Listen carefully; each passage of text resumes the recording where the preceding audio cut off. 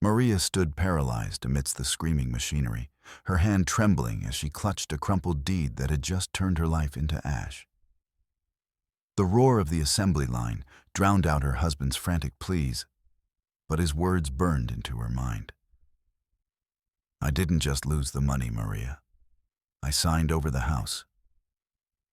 Outside, the headlights of the syndicate's black sedans cut through the factory's industrial haze, waiting for the dawn to claim the only roof over her children's heads. Nearby, a heavy metal wrench lay on the grease-slicked floor, still warm from the violent struggle that had left Maria's knuckles raw and bleeding. She looked at the man she had loved for 15 years and saw only a stranger who had gambled away their future in an underground casino hidden directly beneath her feet.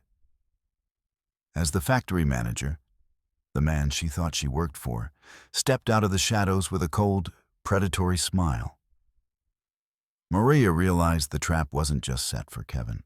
It was built for her, and the clock on the wall was ticking toward a morning where she would have nowhere left to go. The fluorescent lights hummed overhead, a sickly yellow vibration that seemed to rattle the very marrow of Maria Donovan's bones. She moved through the Iron Valley assembly plant like a ghost haunting its own grave, her boots sticking to the grease-slicked concrete with every step. The air was a thick, industrial soup of burnt oil, metallic dust, and the sour tang of 300 bodies sweating through a double shift. It wasn't just the heat that pressed down on her. It was the humidity, a damp, heavy weight that clung to her blue work shirt and turned the silver streaks in her hair into damp wires. She wiped a smudge of grime from her cheekbone, her dark eyes scanning the rhythmic pulse of the line. Every clank of the conveyor belt felt like a hammer strike against her temples, but she couldn't afford to flinch. She was the one who held the edges together when the world tried to fray, as she navigated the labyrinth of hissing steam pipes and groaning gears. Maria watched the men and women stationed along the serpentine belt. They moved with the mechanical grace of the dying, their shoulders hunched, eyes glazed by the hypnotic repetition of their labor. A young man at Station 4 fumbled with a chassis bolt, his fingers trembling. Maria didn't stop, but her gaze lingered long enough to see the exhaustion etched into the hollows of his throat. The factory was a beast that fed on time and marrow, and tonight the beast was hungry. She adjusted the heavy multi-tool in her back pocket, the metallic weight a grounding presence against her hip. She had to keep them moving. If the line stuttered, the numbers dropped. And if the numbers dropped, the quarterly bonus, the only thing standing between her family and the cold concrete of the street, would vanish like smoke in a draft. The hum of the plant changed pitch as she neared the central hub, a subtle grinding sound that set her teeth on edge. Maria detoured toward the foreman's desk, her mind already racing through the production logs she'd reviewed an hour prior. The data was a disaster. Output had plummeted by nearly 12% in the last 3 hours, and the mechanical delays were stacking up like cordwood. She pulled a crumpled sheet of paper from her pocket, her thumb tracing the jagged lines of the graph. These weren't just inefficiencies. They were a death sentence. Without that performance bonus, the mounting pile of unpaid bills on her kitchen table would finally swallow the Donovan household whole. She felt the phantom pressure of her wedding ring against her teeth, a nervous habit she fought to suppress. As she calculated the cost of every second the line slowed. The office was a glass-walled cage overlooking the chaos. But inside, the silence was even more oppressive. Maria leaned over the desk, her eyes burning as she stared at the flickering monitor. The logs confirmed her worst fears, a series of unexplained micro-stoppages in the secondary assembly phase. Her knuckles cracked, one by one, a staccato rhythm of mounting frustration. She wasn't just a supervisor tonight. She was an auditor fighting for her life. Every dip in the metric was $1 taken from her children's future, a brick removed from the wall she'd built to keep the chaos of Iron Valley at bay. She felt the familiar, cold calculation take over, her breathing turning shallow as she searched for the source of the rot. Maria. The voice was gravel and old tobacco. She turned to find Joe Carter standing in the doorway, his massive frame casting a shadow that swallowed the desk. Joe looked like he'd been forged in the very furnaces he repaired. Skin the color of cured leather, eyes a watery, sharp blue that missed nothing. He was leaning more heavily on his good leg than usual, a sign that the damp air was eating at his old injury. "Joe," she said, her voice a low, rusted hinge. "The line's bleeding. These delays aren't just wear and tear. What's going on with the hydraulics in Section 3? Joe didn't answer immediately. He walked to the window, watching the rhythmic dance of the robotic sprayers. "Machines are fine, Maria. It's the hands on them that are failing." He turned, his gaze heavy with a pity she didn't want. "You're pushing them too hard. You're pushing yourself too hard."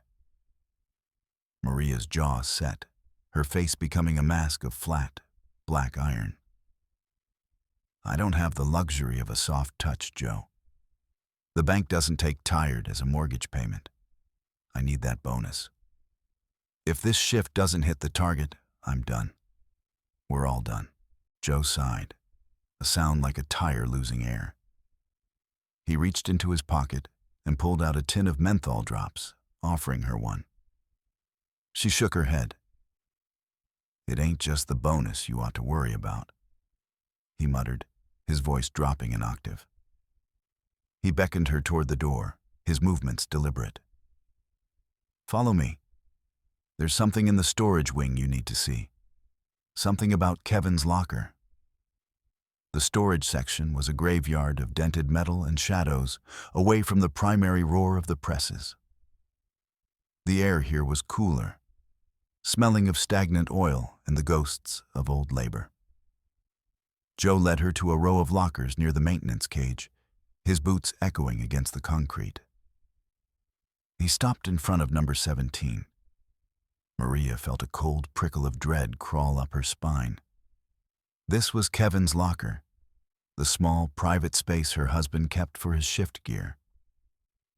"It's been jammed for 3 days," Joe said, his voice barely a whisper. "Kevin told the night manager he lost the key, but I saw someone else fiddling with the latch last night. Someone who doesn't work maintenance." Maria looked at the locker. The metal door was slightly buckled, the blue paint chipped away around the handle. It looked like it had been pried at and then hammered back into a semblance of closure. "Why are you telling me this now, Joe?" "Because the man who was fiddling with it, he's the kind of man you don't want looking for your husband," Joe replied. He stepped back, giving her space. "The latch is seized from the inside, needs a heavy hand." Before Maria could reach for the handle, a shadow detached itself from the gloom of the tool cages. A man stumbled into the dim light of the overhead fluorescent, his face gaunt and sallow. It was Miller, a wiry worker from the loading bay, whose eyes were darting around the room like trapped flies. He was shaking, his hands buried deep in the pockets of his frayed work jacket. "Get away from there," Miller rasped, his voice cracking with a frantic, desperate energy. "Maria, I'm telling you, leave it alone. You don't know what you're doing. Just go back to the office. Audit the logs, do whatever you do, but stay away from that locker." Maria didn't move. She squared her shoulders, her weight shifting to the balls of her feet. "Miller, you look like hell. What's Kevin got in there that's got you so worked up?" "It ain't Kevin," Miller shouted, his volume jumping an octave. He stepped forward, his movements erratic. "It's the whole damn town. You open that. You're opening a hole you can't climb out of. Joe, tell her to walk away." Joe remained silent, his pale eyes fixed on Miller with a clinical detachment. Maria felt the familiar heat of anger rising in her chest, a sharp, focused flame. She didn't like being told what to do, especially by a man who looked like he was one bad day away from a cardiac event. She reached into her back pocket and pulled out the heavy industrial wrench she'd been using to calibrate the presses.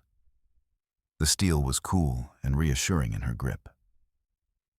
"Move, Miller," she said, her voice dropping to that dangerous, quiet vibration. Miller didn't move. Instead, he lunged. It wasn't a calculated attack. It was the desperate, clumsy flailing of a man who had reached his breaking point. He screamed, a high, thin sound that was swallowed by the distant roar of the factory, and threw himself at Maria's hand, his fingers clawing for the wrench.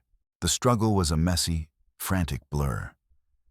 Miller's weight bore her back against the cold metal of the lockers, the impact sending a jolt of pain through her shoulder blades.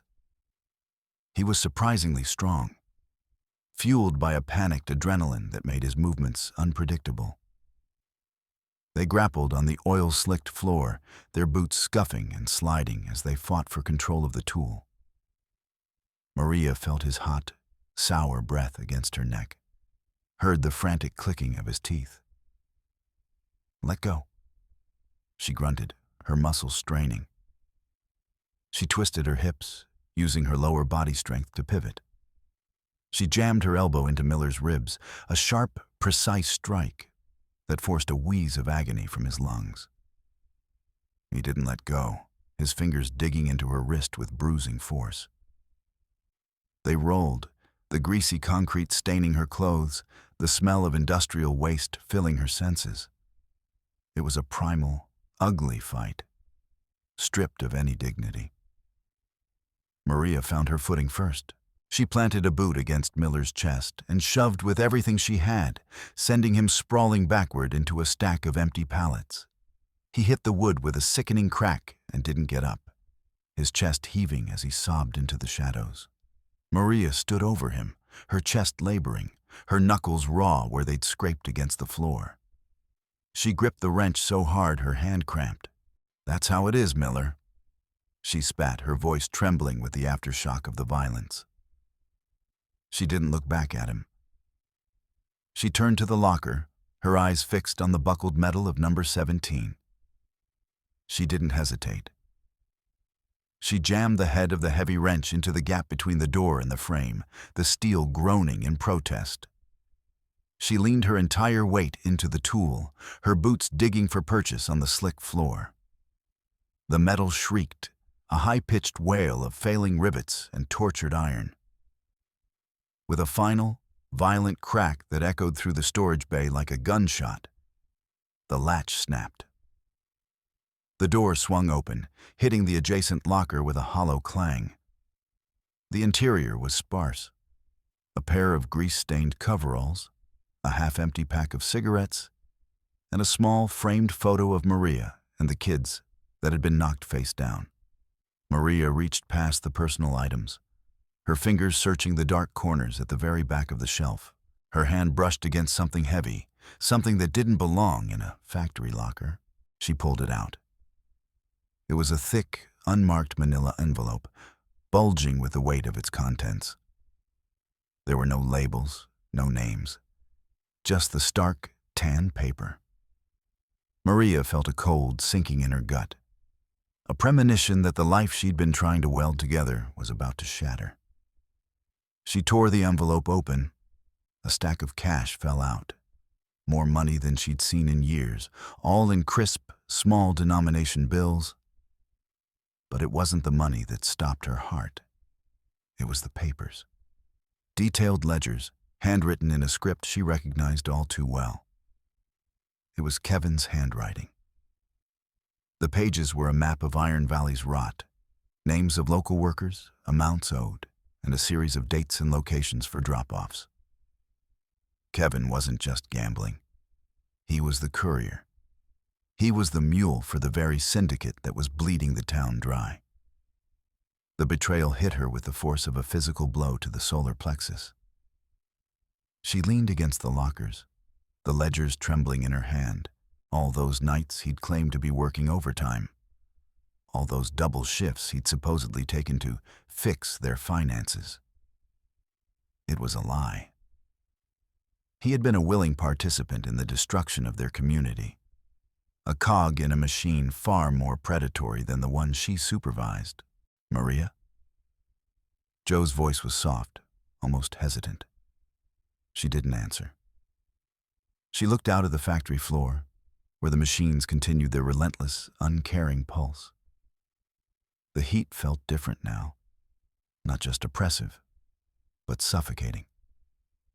She was standing in the middle of a graveyard, and she just realized she was the one holding the shovel.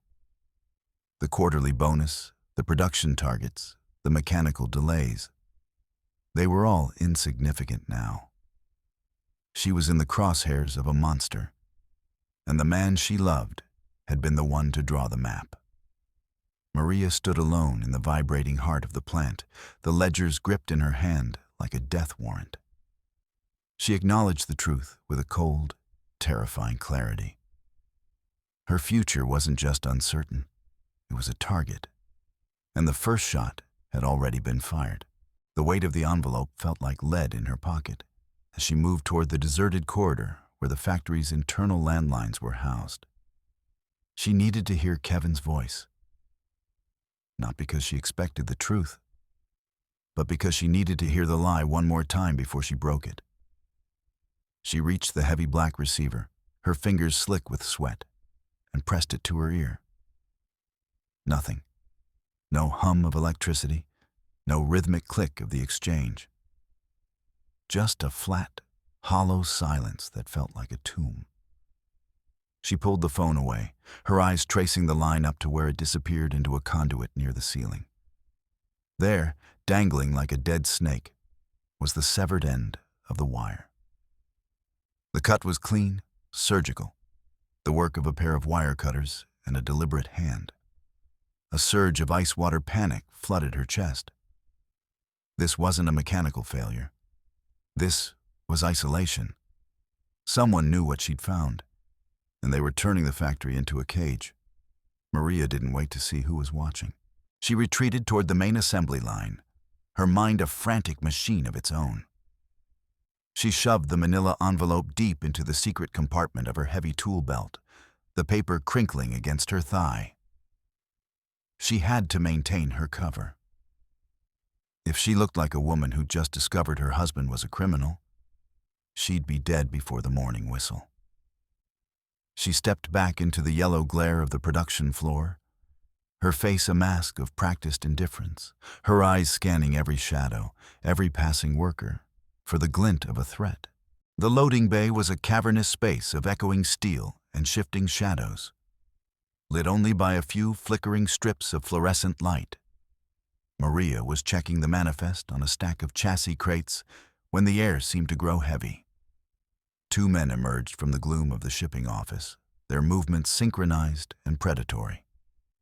They wore the bright orange safety vests of official inspectors, but the disguise was as thin as tissue paper. "Supervisor Donovan?" the taller one asked. His voice was smooth, too cultured for a man who spent his nights on a factory floor. Maria didn't look up from her clipboard. "I'm busy. Audit's tomorrow. Check back then." "This is an emergency audit," the second man said. He stepped to her left, cutting off her path to the main floor. "We've had reports of irregularities in the storage wing. We need to see your belt, Maria. Everything in it." Maria finally looked at them. Her gaze dropped to their wrists. Expensive, heavy-linked gold watches peeked out from under their sleeves, the kind of jewelry no real inspector could afford on a state salary. Their boots were clean, free of the grease and metal shavings that defined life in Iron Valley. They didn't have badges. They had the cold, flat eyes of men who were used to being obeyed. "You're not inspectors," Maria said, her voice dropping to a low, dangerous vibration. The taller enforcer smiled, a sharp, humorless expression. And you're not as smart as you think you are. Hand over the envelope, Maria. We know you have it. Kevin's a mess, but he's our mess. You're just a problem we'd rather not have to solve. They closed in, their shadows stretching long across the concrete. Maria backed away, her hand hovering near the heavy industrial wrench on her belt. She was cornered against a massive shipping crate, the cold metal pressing into her spine. The enforcers didn't rush. They moved with the confidence of predators who knew the exit was blocked.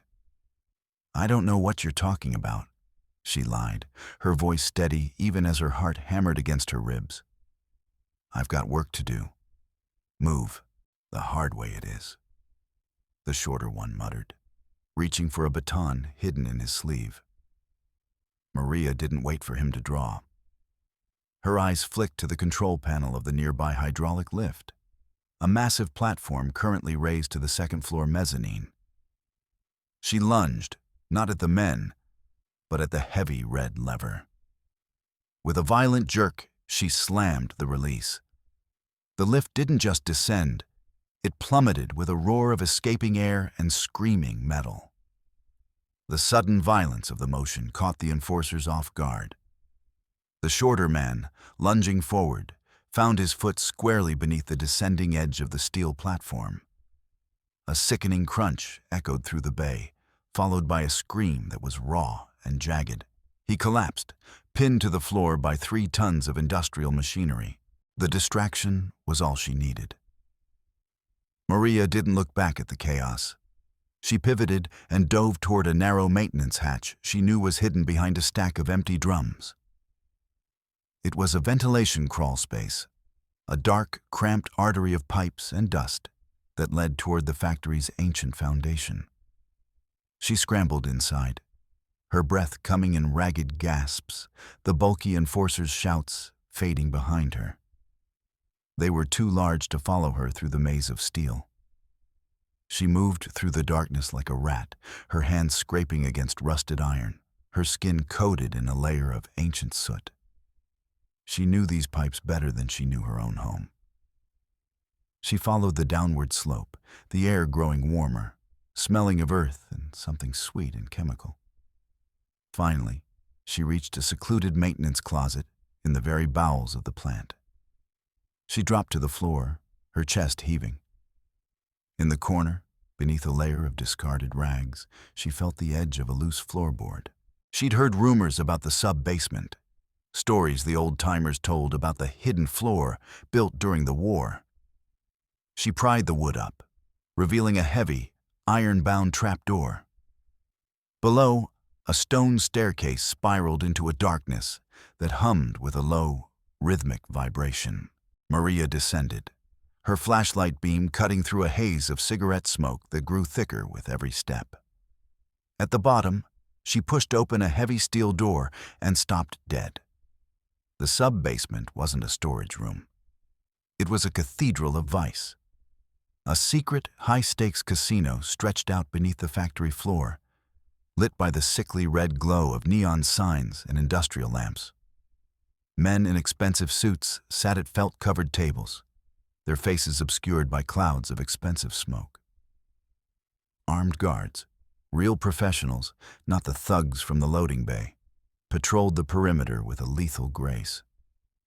The clink of chips and the shuffle of cards created a soundtrack that was entirely alien to the world above. She moved along the shadows of the brick walls, her eyes wide with the scale of the corruption. Near the entrance, a small, scarred desk sat piled with ledgers. Maria crept forward, her hand trembling as she flipped open the top book. It was a duplicate of the one she'd found in Kevin's locker, but more detailed. She scanned the entries, her fingers stopping on a familiar name. Kevin Donovan. The dates were all there, matched perfectly with the overtime shifts he'd claimed to be working for the last 6 months. He hadn't been delivering slips. He'd been sitting at these tables, bleeding their life away, one hand at a time. A small, folded piece of paper fell from between the pages. Maria picked it up, her breath hitching. It was an eviction notice for their house, dated for tomorrow morning. Kevin hadn't just lost their savings. He'd gambled away the roof over their children's heads. The morning whistle blew somewhere far above, a muffled, ghostly sound. Maria looked at the notice, the red neon light making the ink look like fresh blood. She had hours. Just hours before the syndicate took everything she had left. She closed the ledger, her face hardening into a mask of cold, lethal resolve. The audit wasn't over. It was just beginning. Maria emerged from the subterranean gloom of the casino like a diver breaking the surface of a toxic lake. Her lungs burned with the transition from the stale, smoke-heavy air of the sub-basement to the familiar, grease-laden atmosphere of the main corridor. She was still vibrating with the shock of the eviction notice, the paper a jagged weight in her pocket, when a shadow fell across her path. Maria. The voice was thin, nasally and heavy with the kind of false authority that made her skin crawl. She looked up to find the factory manager, a man named Henderson, whose suit always looked like it was trying to escape his soft, sweating frame. He was standing with his arms crossed, his face a mottled red of suppressed fury. "Explain the loading bay," Henderson snapped, his glasses sliding down his nose. "I've got a man with a crushed foot, a hydraulic lift that's been sabotaged, and a production line that's currently 5% behind schedule because of the chaos you've caused. You want to tell me why I shouldn't fire you right here in front of everyone?" Maria didn't blink. She stood her ground, the grease on her face making her look like a soldier emerging from a trench. "The loading bay was a safety issue, Henderson. Those inspectors weren't state. They were thugs.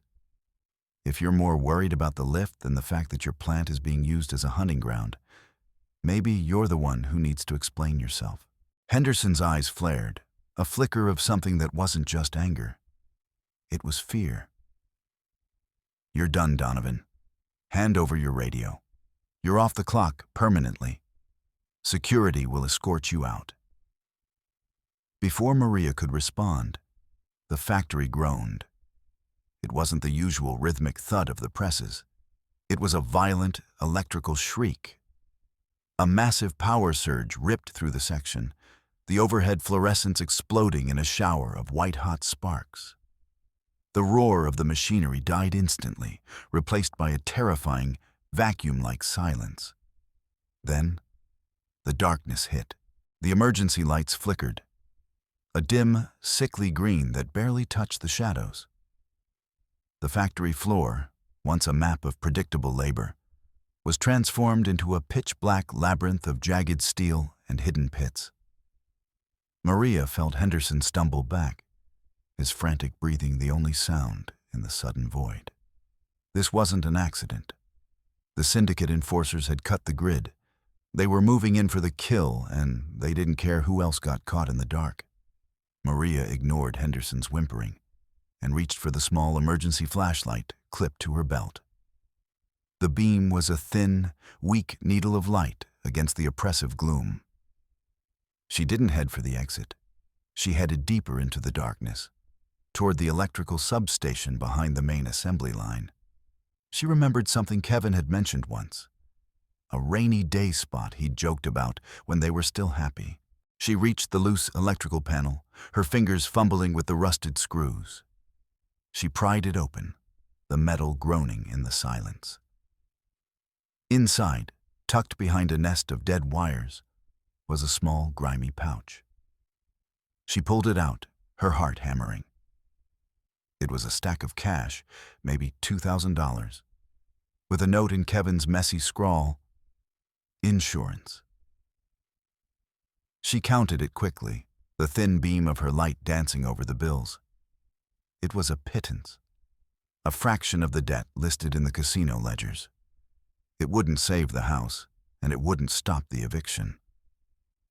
But as she gripped the money, a cold, tactical clarity settled over her. This money wasn't a solution. It was a lure. It was the only bait she had left to draw the rats out into the light. She was turning to leave when a shadow moved at the edge of her light. A man was standing by the side maintenance door, his clothes disheveled, his eyes wide and bloodshot. It was Kevin. He looked like a ghost of the man she'd married, his jawline soft, his shoulders rounded by the weight of 1,000 lies. "Maria?" he whispered, his voice trembling. "What are you doing here? You should be at home. You shouldn't be in the dark." Maria didn't move. She held up the pouch of money in one hand and the gambling ledgers in the other. The flashlight beam hit his face, exposing every crack, every tremor of his guilt. "I found your insurance, Kevin, and I found your office in the basement. You want to tell me about the house? You want to tell me why our children are going to wake up on the street tomorrow?" Kevin flinched as if she'd struck him. He looked at the money, his eyes glazing over with a sudden, frantic hunger. "Maria, give me that. I can fix it. I just need one more hand. I've got a system. I've been tracking the dealer's rotation. That 2,000, I can turn it into 20 by dawn. I swear to God, Maria, just give me the money." The desperation in his voice was a physical weight, a sickening display of the addiction that had hollowed him out. He stepped forward, his hands reaching out like a beggar's. Maria backed away, her heel catching on a metal grate. "No, Kevin," she said, her voice a flat, dead thing. "There is no more fixing. There is no more system. You're a sick man, and you've destroyed us. Give it to me!" Kevin screamed, the sound echoing through the silent, dark factory. He lunged at her, his face twisted into a mask of frantic greed. Maria dodged, but Kevin was desperate. He grabbed her arm, his fingers digging into her skin with a strength born of pure mania. They stumbled into the row of silent assembly machines, the smell of ozone and cold oil surrounding them. Sparks from a shorted-out control panel showered down like dying stars as they grappled in the dark. The struggle moved to the metal catwalk, the narrow walkway suspended 20 feet above the concrete floor. The height made every movement lethal. Kevin wasn't trying to hurt her, but he didn't care if he did. He only saw the money. He pinned her against the railing, his weight bearing down on her, his breath hot and frantic against her face. "Just give it to me, Maria. Please, it's the only way." Maria fought back with a cold, focused rage. She jammed her knee into his thigh and shoved him back, her boots ringing against the metal slats. She slammed him against a control console, a shower of sparks erupting around them like a halo of fire. The impact seemed to knock the mania out of him. Kevin slumped against the controls, his head hanging, his chest heaving with broken sobs. "It's gone, Maria," he choked out, the words muffled by his tears. "All of it. I didn't just lose the savings. I signed the deed. I used the house as collateral for a loan from the manager. Henderson, he's the one who runs the floor. He told me it was a sure thing. He told me he'd take care of us." Maria stood over him, the flashlight beam shaking in her hand. The betrayal was complete. Henderson, the man who'd just tried to fire her, was the architect of their ruin. The legal claim on their home expired at dawn, less than 2 hours away. "There's no exit, Kevin," she whispered, the words tasting like ash. "You gave them our lives." The sound of heavy boots echoed from the end of the corridor. The enforcers were coming. They were coming to collect the debt. And they were coming for the man who couldn't pay. Maria looked at her husband, weeping at her feet, and then at the darkness closing in. She didn't feel fear anymore. She felt the cold, sharp edge of a machine that had finally been pushed too far. She wasn't going to run. She was going to audit the system one last time. The heavy, Rhythmic thud of boots on the catwalk sounded like a countdown to an execution. Maria stood over Kevin, who was still slumped against the control console, a broken shell of a man. She didn't have time for his tears or his apologies. She looked toward the factory gates, where a black sedan had just pulled into the yellow pool of the security lights. A man stepped out, not an enforcer, but someone whose presence commanded a different kind of silence. Through the distorted glass of the central control booth, she saw Henderson, the night shift manager, waiting at the gate. He didn't look like a middle manager anymore. He looked like a servant welcoming his master. The realization hit Maria with the force of a physical blow. Henderson wasn't just a participant. He was the mastermind. He'd used his position to identify the most desperate workers, trapping them in a cycle of debt that fed the casino beneath his feet. He'd prepped Kevin like a lamb for the slaughter. "Stay here," Maria commanded, her voice a cold, sharp blade. She didn't wait for Kevin's response. She turned and ran toward the central control booth, her boots echoing with a frantic urgency. She burst into the booth, the smell of stale coffee and burnt wiring filling her lungs. The computer terminal flickered, its green screen casting a ghostly light over the room. She shoved Henderson's chair aside and began typing, her fingers moving with the precision of a woman who had memorized every line of the factory's code. She entered her supervisor's override codes, bypassing the local security protocols. On the surveillance monitors, she watched the syndicate boss's car move slowly through the dark shipping yard, heading for the loading zone. They were confident. Why wouldn't they be? They owned the manager, they owned the debt, and they thought they owned the woman standing in the dark. Maria's eyes fixed on a specific screen. The heavy industrial magnetic cranes positioned over the scrapyard. They were designed to move 10-ton engine blocks with a flick of a switch.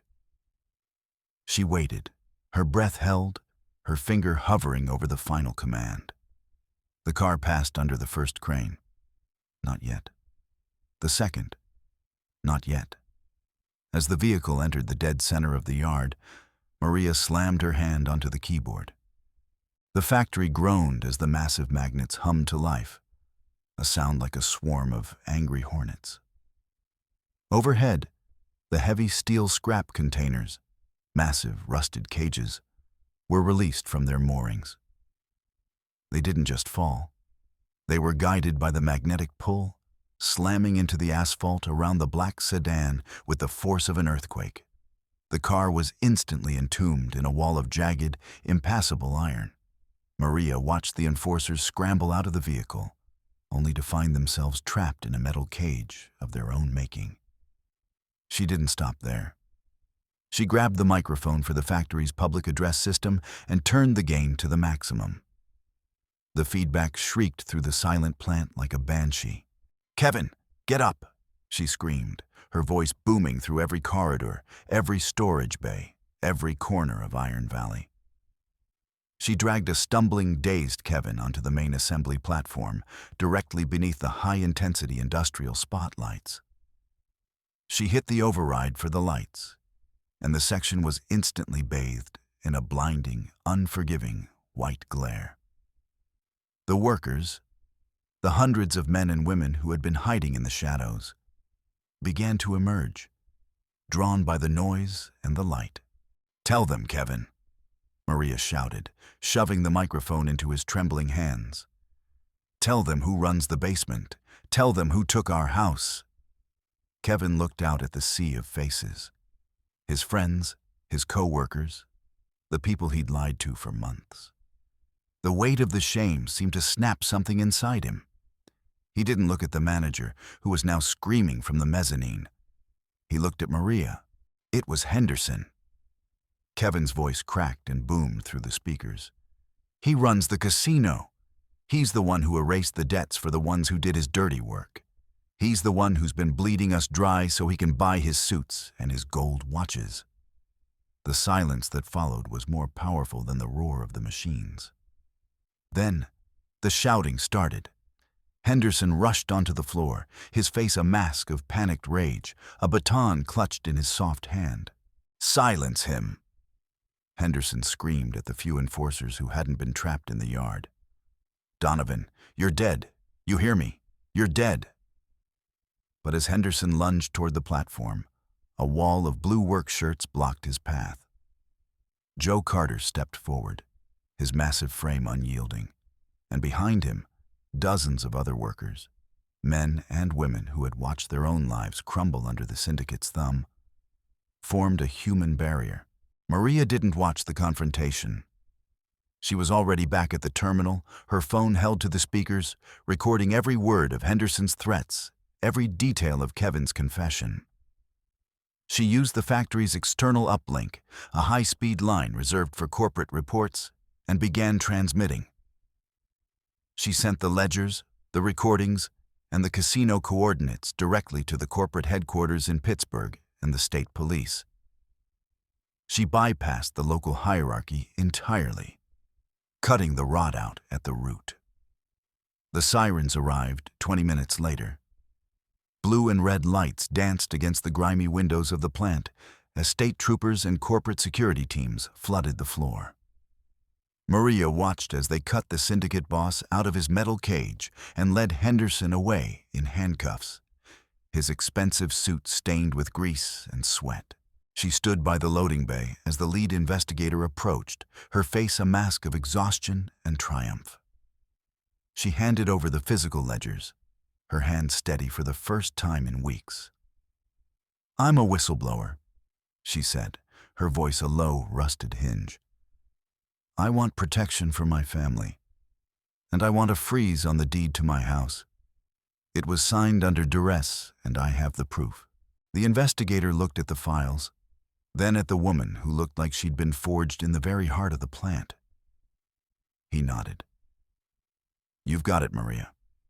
Corporate's already seen the uplink. They're sending a legal team out by morning. Your house is safe."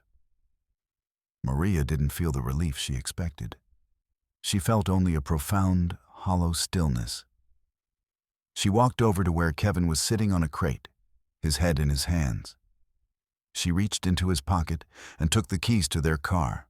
"It's over, Kevin," she said, the words final and cold. "The house is safe, but you're not coming back to it. I'm taking the kids and I'm leaving Iron Valley. You can find your own way out of the dark." She didn't wait for his answer. She walked out of the Iron Valley assembly plant, the heavy steel doors swinging shut behind her for the last time. The sun was beginning to rise over the horizon, a thin sliver of gold cutting through the industrial smog. She climbed into the car and drove toward the gates, the weight of the night finally lifting from her shoulders.